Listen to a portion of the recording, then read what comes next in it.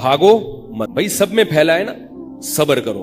अपना इलाका छोड़ के भागना, अपने साथियों को छोड़ के भागना गलत। लेकिन फरमाया कि उस इलाके में जाओ भी मत। आपको पता है किसी इलाके में ताउन फैला हुआ है, तो शरीयत आपको वहां सफर करके जाने से भाई खामखा में आजमाइश अपने ऊपर मत डालो। समझ रहे हो बात? इसी से ये भी मसला है कि कोई बीमार है, टीबी है, टीबी के जरासीम भी फैलते हैं। जहां नबी ने ये फरमाया कि जरासीम फैलते हैं, वहां नबी ने ये भी फरमाया कि नहीं फैलते। दोनों तरह की हदीसें हैं। अब बाज उलमा तो यानी ये एक तालिब इल्म जब ये हदीस पढ़ता है तो वो हैरान होता है कि एक तरफ हदीस में आ रहा है कि जरासीम नहीं फैलते, दूसरी तरफ हदीस में आ रहा है कि फैलते हैं। तो ये हकीकत क्या है? ये हकीकत वही है जो मैं इतनी देर से बयान में समझाना चाह रहा हूं आपको। हदीस में आता है ला अदवा वला तियारा, बीमारियों में ताद्दी नहीं है। ताद्दी का मतलब एक दूसरे से लगना। इसमें क्या आता है कि बीमारियां एक दूसरे से नहीं लगती। ये सही हदीस है बुखारी की। अब आप कहेंगे तो बिल्कुल मेडिकल साइंस के खिलाफ है ना, तहकीक के खिलाफ। बीमारियां तो लगती हैं। दूसरी हदीस में आता है फिर्रा मिनल मजलूमी फिरारा का मिनल असद, जिसको जुजाम की बीमारी हो उसके करीब बोलो ना भाई मत जाओ, ऐसे दूर भागो जैसे शेर को देख के भागते हो। इस हदीस में नबी ने इकरार किया कि जुजाम की बीमारी लगेगी, तभी तो भागने का हुक्म दिया जा रहा है, तभी तो भागने का हुक्म दिया जा रहा है।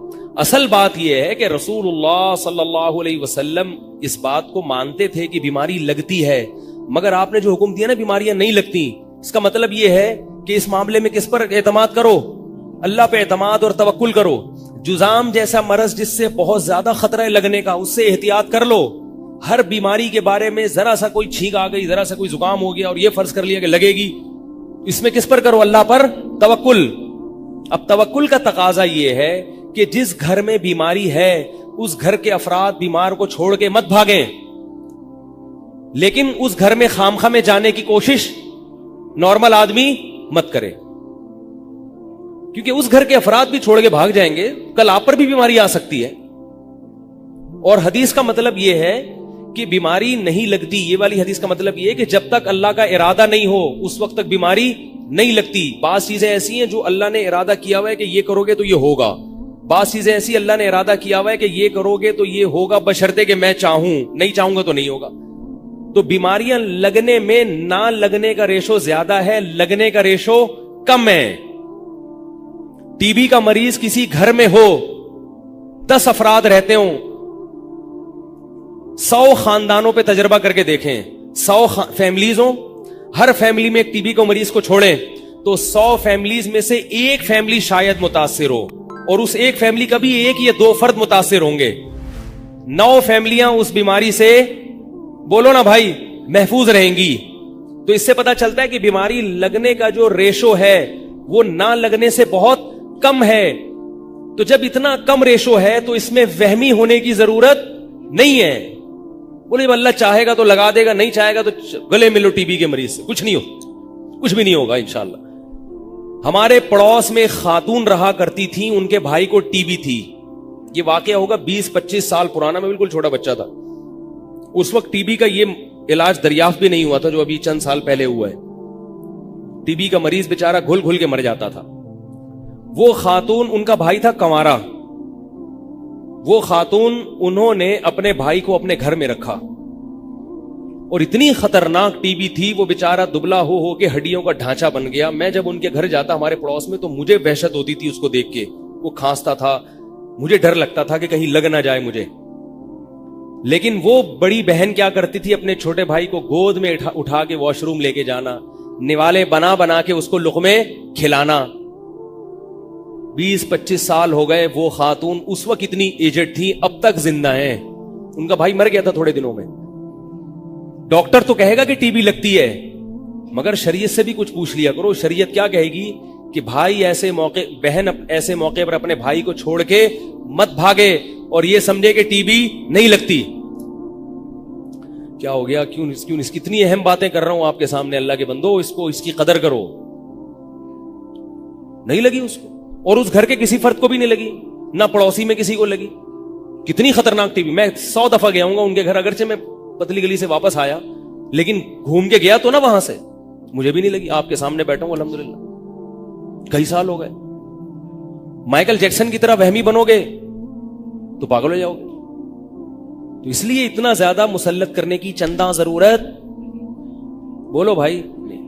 ہاں جس کو ٹی بی ہو وہ خود احتیاط کرے, دوسروں کا توکل, دوسروں کے توکل کا امتحان نہ لے کہ میں وہ ٹی بی کا مریض آ رہا ہے آپ کے منہ میں آ کے کھانس رہا ہے, گلے مل رہا ہے آپ سے اور کہہ رہے میں دیکھنا چاہ رہا ہوں کہ آپ کا اللہ پہ کتنا توکل ہے, تو کسی اور کے توکل کو آزمانے کی اجازت نہیں ہے. آپ کے بچوں کو چکن پاکس نکلا ہے, بچوں کو گھر میں رکھیں, پڑوسیوں کے گھر میں نہ بھیجیں.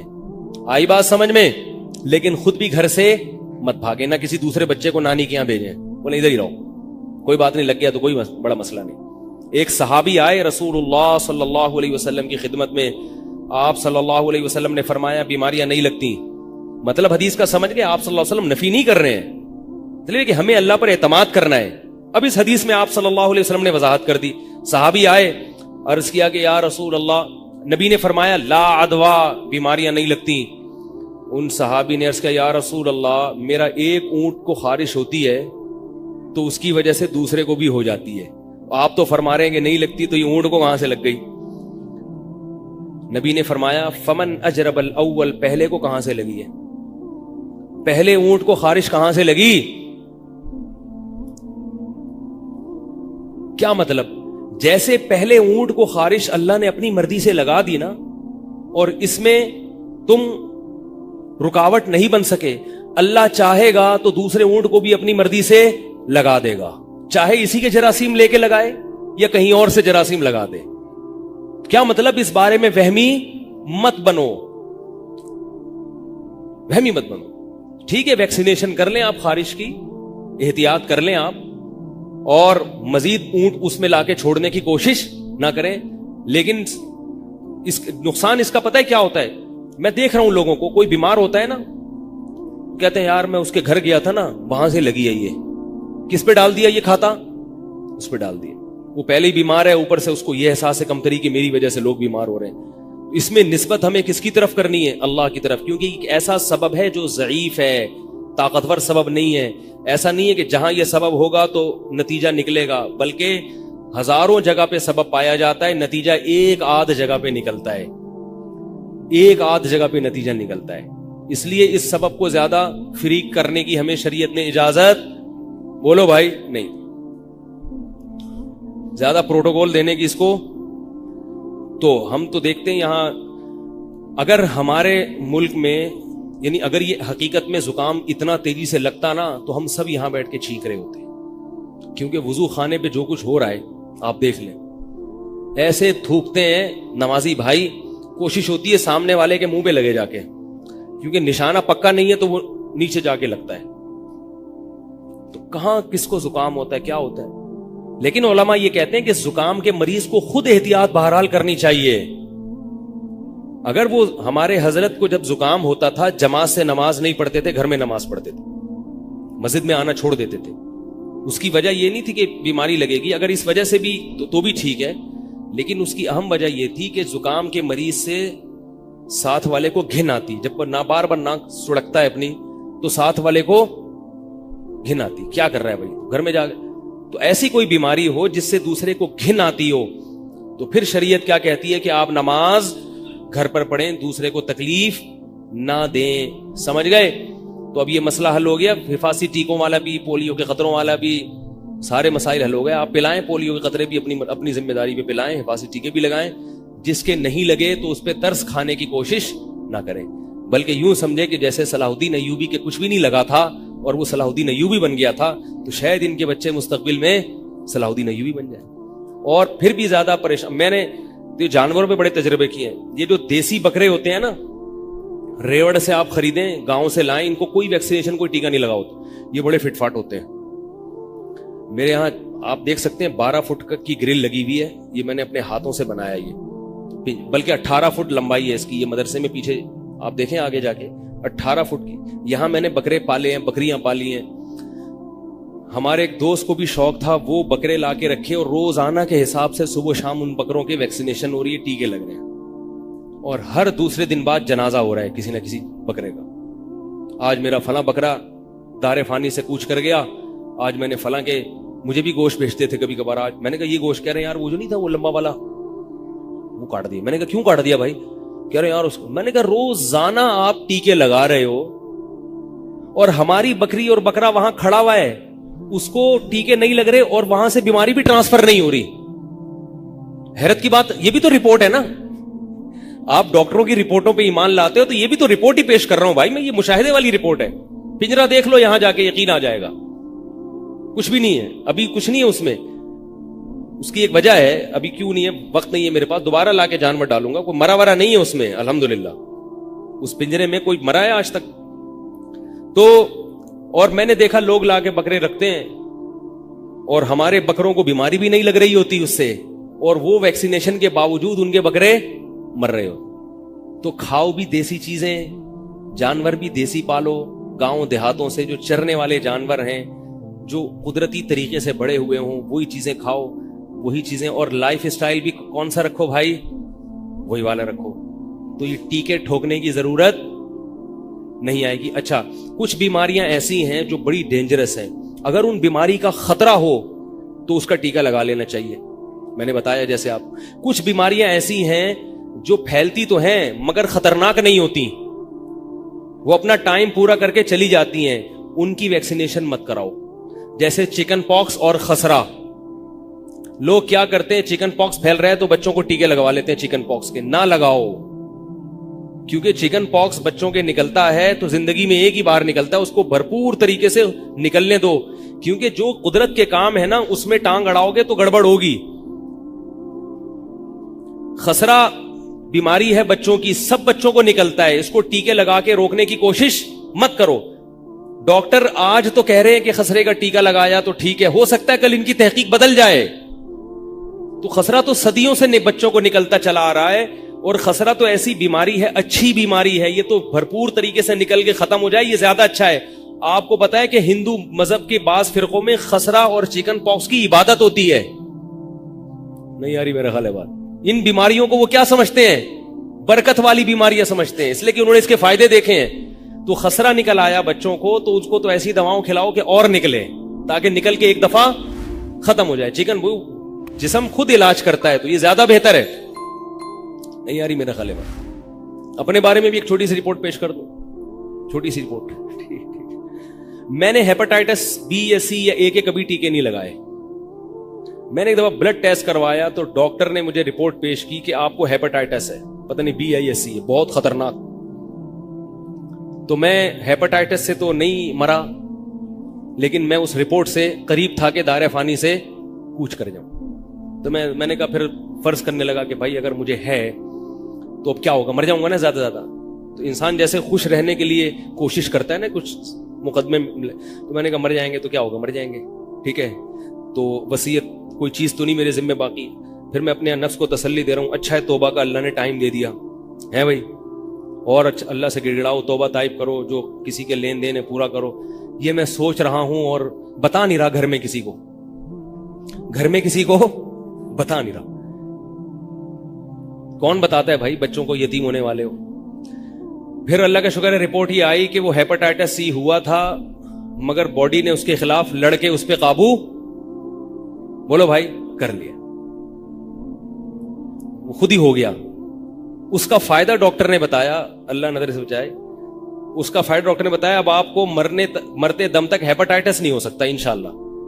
کیوں نہیں ہو سکتا؟ کہ باڈی نے خود اس کے خلاف فائٹ لڑی ہے, قدرتی طریقے سے علاج ہوا ہے اس کا. نہیں یاری بات. تو میں یہ بتانے کے لیے کہ جب قدرتی طریقے سے باڈی خود فائٹ کرتی ہے, وہ کس کی طرف سے تحفہ ہوتا ہے؟ اللہ کی طرف سے گفٹ ہوتا ہے. تو جانوروں کو بھی خود ہی فائٹ کرنے دو, بچوں کو بھی حد الامکان خود ہی لڑنے دو چکن پاکس کے خلاف. میں ہیپاٹائٹس کے خلاف تو لڑنے کا نہیں کہہ رہا, وہ تو ہماری باڈی نے لڑ کے قابو کر لیا, آپ کی باڈی نہیں لڑے تو آپ مر جائیں گے.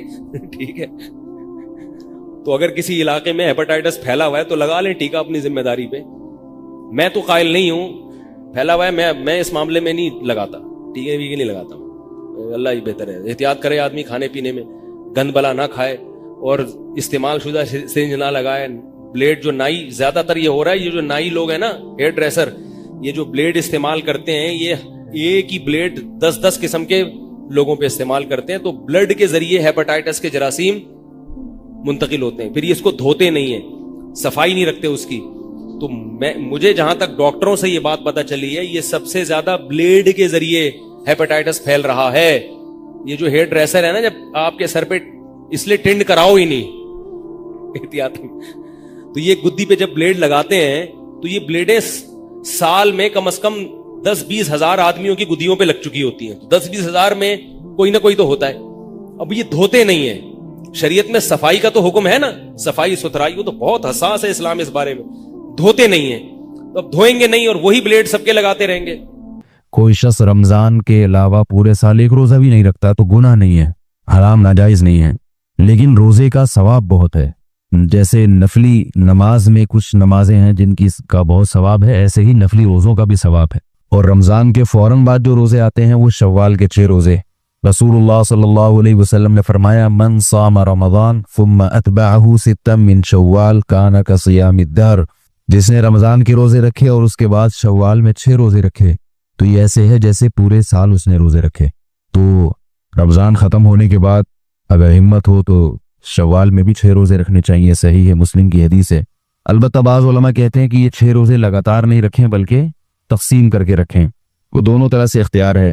پورے شوال میں آپ کسی بھی دن 6 روزے رکھ سکتے ہیں، یعنی ضروری نہیں ہے کہ لگاتار 6 روزے کریں، بلکہ ایک ہفتے میں 2 روزے رکھ لیے، پھر اگلے ہفتے میں 1 رکھ لیا. اس طرح کر کے تقسیم کر کے بھی شوال کا مہینہ گزرنے سے پہلے 6 روزے رکھنے کی بہت فضیلت ہے. اس کے علاوہ پیر اور جمعرات کو خصوصیت کے ساتھ روزہ رکھنا، اس کی حدیث میں ترغیب وارد ہوئی. آپ صلی اللہ علیہ وسلم نے فرمایا کہ پیر اور جمعرات کے دن اعمال اللہ کے ہاں پیش ہوتے ہیں. فَأُحِبُّ أَن يُعْرَضَ عَمَلِي وَأَنَا صَائِمٌ. میں چاہتا ہوں کہ میرا عمل جب اللہ کے سامنے پیش ہو تو میں روزے سے ہوں. اور اس دن میں آپ صلی اللہ علیہ وسلم کی ولادت بھی ہوئی. آپ صلی اللہ علیہ وسلم نے اس لیے بھی اس دن میں روزہ رکھا ہے. اس میں بہت ساری حکمتیں تھیں، جیسے آپ ربیع الاول پہ جو میرا بیان ہے اس میں نے یہ وضاحت کی ہے کہ آپ صلی اللہ علیہ وسلم نے اپنی ولادت کے دن روزہ رکھ کر یہ بتا دیا کہ میری ولادت کے دن کو عید کا دن نہیں قرار دیا جا سکتا، کیونکہ روزہ اور عید جمع نہیں ہوتے. تو یہ حکمت بھی ممکن ہے اس میں ہو.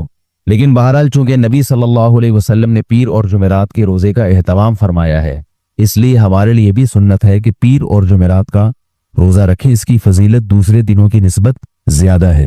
اس کے علاوہ مہینے میں 3 روزے ایام 20 کے، یعنی جب چاند خوب روشن ہوتا ہے، 13، 14 اور 15ویں تاریخ کا چاند، 13ویں کا چاند جب ہو اور اگلے دن 13ویں تاریخ ہو تو 13ویں تاریخ، 14ویں تاریخ اور 15ویں تاریخ، کسی بھی اسلامی مہینے کی 13، 14 اور 15 تاریخ کو 3 روزے جس نے رکھے، حدیث میں آتا ہے رسول اللہ صلی اللہ علیہ وسلم نے فرمایا، صوم 3 ایام من کل شہر صوم الدہر کلہ، متفق علیہ. کہ جس شخص نے ہر مہینے 3 روزے رکھے اسے پورے سال کے روزوں کا ثواب ملے گا. علماء نے اس میں حکمت یہ بیان کی ہے، یعنی اس کی وجہ یہ بیان کی ہے کہ ایک نیکی اللہ کے ہاں 10 نیکیوں کے برابر. تو ایک روزہ اللہ کے دربار میں 10 روزوں کے برابر، 3 روزے 30 روزوں کے برابر. تو جب ہر مہینے میں 3 روزے ہوں گے تو اس کا مطلب اللہ کے ہاں یہ لکھا جائے گا گویا اس نے پورا مہینہ روزہ رکھا ہے. تو ظاہر ہے جب ہر مہینے 3 روزے تو پورے سال روزوں کے برابر اس کو ثواب دیا جائے گا. یہ حدیث میں فضیلت ہے. اور اگر کسی سے یہ نہیں ہوتا، مخصوص ایام جیسے پیر اور جمعرات کو رکھنا کسی کے لیے مشکل ہے، کوئی مثال کے طور پر کسی کو اس دن مصروفیت زیادہ ہوتی ہے یا چھٹی اتوار کو ہوتی ہے تو اتوار کو آسانی ہے تو کسی بھی دن رکھ لیں. کوئی لازمی نہیں ہے کہ پیر اور جمعرات ہی کی پابندی ہو یا مہینے کے 3 دنوں ہی کی پابندی ہو. مقصد یہ ہے کہ ہمارے اعمال میں جیسے فرض نماز کے ساتھ نوافل بھی ہمارے اعمال میں ہوتی ہیں، تو پھر فرض کی کمی کس سے ہوگی؟ نوافل سے پوری ہوگی قیامت کے دن. تو ایسے ہی فرض روزہ جو ہے اس کے ساتھ ساتھ انسان کو اپنے اعمال میں، جیسے آج کل کہتے ہیں اسپیئر میں نفلی روزے بھی رکھنے چاہیے. جب آپ لمبے سفر پہ جاتے ہیں تو گاڑی میں جتنے ٹائر ہوتے ہیں ساتھ میں ایک اسپیئر میں ٹائر رکھا جاتا ہے. بھئی کچھ بھی ہو سکتا ہے، یہ ٹائر ضائع ہو سکتا ہے، تو راستے میں کوئی اسپیئر ٹائر تو ہو رکھنے کے لیے. اسپیئر پارٹس ضروری اسپیئر پارٹس رکھے جاتے ہیں لمبے سفر میں. تو آخرت کا جو اتنا لمبا سفر ہے اس کے لیے بھی، جو آخرت کی ہمیشہ کی زندگی ہے، اس میں صرف فرائض پر اکتفا نہیں کرنا چاہیے. فرض روزوں کے ساتھ ہمارے اعمال میں پورے سال میں کچھ نفلی روزے بھی ہونے چاہیے. تو آپ بہتر تو وہ ہے جو آپ صلی اللہ علیہ وسلم نے ایام بتائے ان میں رکھیں، ورنہ جن ایام میں آپ کو سہولت ہو. بعض دفعہ ایسا ہوتا ہے کہ آپ کو گرمیوں میں رکھے ہی نہیں جاتے، آپ کہتے ہیں ہم سردیوں میں رکھیں گے، تو آپ سردی میں رکھ لیں. سردی میں تھوڑے زیادہ رکھ لیں تاکہ گرمی کی بھی تلافی ہو جائے، گرمی میں جو روزے نہیں رکھے. تو کسی بھی طرح سے ہو، بہتر تو یہ کہ جو ایام بتائے وہ ہیں. نہیں تو آپ کو جیسے ممکن ہو، جیسے آسانی ہو، روزے ہم سب کو کچھ نہ کچھ رکھنے چاہیے. کہ مفتی صاحب ایک ٹینشن دے کے چلے گئے 10 روزوں کی. سمجھ رہے ہو؟ مسئلہ یہ ہے کہ ہم لوگوں نے کرنا کرانا کچھ بھی نہیں ہے. بیانات سنتے رہتے ہیں, نصیحت کی باتیں کرتے رہتے ہیں, سنتے رہتے ہیں, ادھر سے سنی ادھر پارسل کر دی, ادھر سے سنی ادھر پارسل کر دی, سے حاصل ہونے والا کخ بھی نہیں. جب تک ہلو گے نہیں اس وقت تک کچھ بھی نہیں ہوگا. تو میں آپ کو تھوڑا ہلا رہا ہوں کہ کل سے 10 روزے بتاؤ کس کس نے نیت کی, ہاتھ کھڑے کرو. شاباش. پہلے تو میں نے نیت کی. چلو ماشاءاللہ بہت لوگ رکھنا ہے, بتا رہا ہوں میں, ڈیمانڈ ہی نہیں کرنی ہے. اور مجھے پتا ہے ابھی جوش ہے, صبح بولو گے ابے یار تو سحری کی ٹینشن مت لو. سحری میں آنکھ کھل گئی کھا لو, نہیں تو کوئی کچھ نہیں ہونے کا بغیر سحری کے, کوئی نہیں مرتا. آنکھ کھل گئی ٹھیک ہے, نہیں کھلی ایسے یار کوئی بات نہیں, مغرب میں کھائیں گے جا کے, کوئی مسئلہ نہیں. پہلے میں آپ کو تھوڑا میڈیکلی یہ مسئلہ سمجھا دوں نا, کیونکہ شیطان آپ کی کھوپڑی میں ڈالے گا ابے نہیں ایکچولی میں پہلے ہی مجھے ڈاکٹر نے یہ چیزوں کی کمی بتائی ہے, تو اگر میں نے صبح 6 پراٹھے نہیں کھائے, صبح آنکھ نہیں کھلی, صبح یہ نہیں ہوا, ویکنیس. آج کل جو لو لیول کے ڈاکٹر ہیں نا, لو لیول کے, انہوں نے بھی کھلا کے بہت زیادہ لوگوں کا بیڑا غرق کیا ہوا ہے. نہیں ایکچولی ہمارے معدے کو نا ہر تھوڑی دیر کے بعد ایکچولی کچھ چاہیے. کل ایک یوٹیوب پہ کلپ آیا ہوا تھا, ایک ڈاکٹر بتا رہا ہے کہ ایکچولی جب ہم صبح اٹھتے ہیں نا تو ہمارا معدہ خالی ہوتا ہے, اس میں ایسڈ ہوتا ہے, ایسڈ تیزاب ہوتا ہے, تو ہمیں کچھ کھانا چاہیے صبح اٹھتے ہی تاکہ وہ ایسڈ کیا ہو. یہ بالکل بکواس ہے. آدم